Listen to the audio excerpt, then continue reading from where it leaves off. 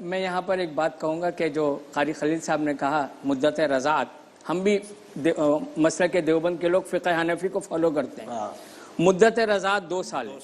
2 سال کے بعد ایک دن بھی ہم الاؤ نہیں کرتے، اجازت نہیں دیتے کہ اگلے جیسی، اور قمری اعتبار سے 2 سال. تو 2.5 ماہ کیوں لکھا ہے پھر آپ؟ جی 2.5 ماہ کیوں لکھا ہے؟ نہیں لکھا. کہہ رہے لکھا ہے؟ نہیں وہ تو مدت رضاعت نہیں،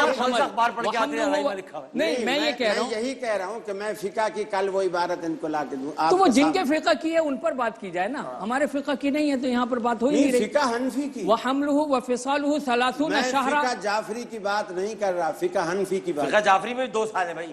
فقہ جعفری میں بالکل 2 سال ہیں، اور فقہ جعفری میں آسانی ہے کہ جب یہ آیت آ گئی تو پھر تو 2-2.5 سال ہو ہی نہیں سکتی نا.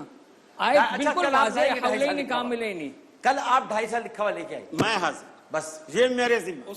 اگر کسی پھر آپ دیجیے گا. اگر کسی ناواقف آدمی نے 2.5 سال لکھ دیا، اگر کسی ناواقف آدمی نے 2.5 سال لکھ دیا، اگر کسی ناواقف آدمی نے 2.5 سال لکھ دیا، اگر کسی ناواقف آدمی نے 2.5 سال لکھ دیا تو یہ اس کی ناواقفیت پہ جائے گا، پورا فقہ ریپرزینٹ نہیں ہو رہا.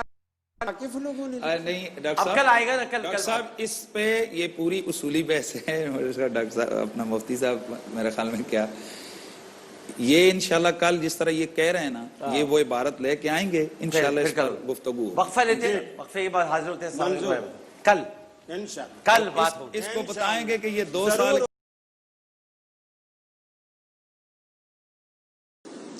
اس کے لیے بات ہوئی تھی کہ کبھی بھی ایسا نہیں ہوتا کہ تقلید کے اندر ہم ایسا کریں کہ قرآن حدیث میں وہ چیز موجود ہو اور پھر ہم امام کی بات کو لیں. میں نے کہا نہیں، ایسا ہوتا ہے، ایسا ہوتا ہے. اور بلکہ یہ تک کہا گیا کہ وہ کسی ناواقف آدمی نے لکھ دی ہوگی، اس سے ہمارا کوئی تعلق نہیں ہے. اب میں پہلے ویسے تو کئی حوالے میں دے رہا ہوں. ابھی کافی لا دینا. جی ہاں، ابھی پہلے نمبر پر میں آپ کے پاس ٹیبل پہ سب کو کافی لا دیجیے. جی تفسیر عثمانی. جی تو اس آیت کی تفسیر کرتے ہوئے محترم علامہ شبیر احمد عثمانی صاحب وہ تفسیر بیان کرتے ہوئے لکھتے ہیں، کیونکہ اس آیت میں ہے کہ وَفِصَالُهُ فِي عَامَيْنِ، کہ اس کے دودھ کی جو بچے کی مدت ہے وہ 2 سال ہے. یعنی وہ سورہ بقرہ میں بھی اور یہاں سورہ لقمان میں بھی. تو اب ان کو یہ ہوا کہ بھی ہمارے امام صاحب کا تو 2.5 سال ہے، تو آیت تو اس کے خلاف جا رہی ہے. تو اس کا جواب دیتے ہیں. اس کا جواب دیتے ہوئے کہتے ہیں کہ امام ابو حنیفہ رحمہ اللہ جو اکثر مدت 2.5 سال بتاتے ہیں، ان کے پاس کوئی اور دلیل ہوگی.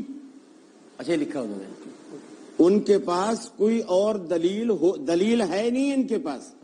امام صاحب نے جو 2.5 سال لکھا ہے، آخر ان کے پاس کوئی دلیل ہوگی. ہمارے ہاں ہوگی والا مسئلہ نہیں ہوتا ہے، آپ کے پاس ہے. تھوڑی دیر سے آیا، لیکن چونکہ قاری صاحب نے حوالہ ہمارے مسلک کے لوگوں کا دیا تو ظاہر بات ہے آپ کے خلاف آپ کی مسئلہ کر دے رہے ہیں. قاری صاحب نے جو بات کہی، یعنی اگر کوئی آدمی کسی بات کو غلط سمجھا تو ہم اس کو یہ کہیں گے کہ جی آپ غلط سمجھیں، آپ اس کو دلیل نہ بنائیں. قاری صاحب نے یہ فرمایا کہ امام ابو حنیفہ کے نزدیک مدت فقہ حنفی میں مدت رضاعت جو ہے وہ 2.5 سال ہے. ایسا نہیں ہے، فقہ حنفی میں مدت رضاعت 2 سال ہے. جو امام ابو حنیفہ رحمۃ اللہ علیہ نے 2.5 سال کا لفظ کہا، وہ یہ کہ اگر کسی آدمی نے، کسی بچے نے کسی عورت کا دودھ پی لیا 2.25 سال کی ایج میں، یا یعنی 30 مہینے کے اندر تو ہم اس میں رضاعت کا حکم لگائیں گے کہ یہ اس کا بیٹا ہو گیا، رضی ہو گیا نکاح کے مسئلے میں، جو قاری صاحب نے کہا، مفتی حنیف قریشی صاحب نے کہا. تو قاری صاحب نے یہ جو ریپرزینٹ کیا کہ فقہ حنفی کا یہ موقف ہے، یہ فقہ حنفی کا موقف نہیں ہے.